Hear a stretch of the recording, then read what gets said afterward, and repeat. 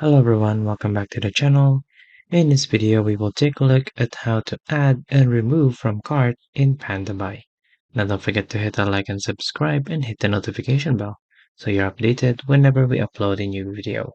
Stick until the very end so you don't miss a single detail. Now if you're not already signed in, do make sure that you are signed in so that you can go ahead and select a product that you want to buy. Now let's go ahead and look for an item. So let's say, for example, shoes right here. And then just go ahead and choose an item that you want to go ahead and buy.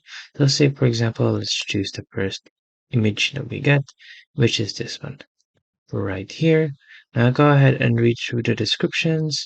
Go ahead and select, your size, the color that you want, and the quantity as well. So it says here that the least quantity is 2. And then once that you're happy with this, then just go ahead and click agreed right here.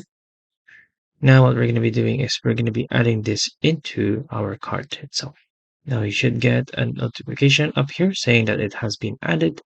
And then let's go ahead and go into our basket right here, or our cart. So the cart will be right here on the right side. So let's go ahead and click on this. And then this will give us a full view of the items itself.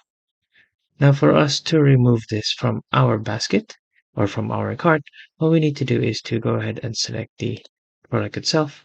And then you can either click separate so that it'll be split into two, or you can just go right on ahead and delete it right here. So if you have more than one items, then you can go ahead and separate them into individual ones like this. And then if you want to go ahead and delete an item, then just go ahead and click on it right here, and then it will ask to confirm if you want to delete it. Just go ahead and click confirm. And there you go. So we've been able to remove one item, and you can do the same for the other one as well. So that's how you would be able to add an item into your cart and also how to remove it. Hope that you have found this tutorial useful. See you guys next time.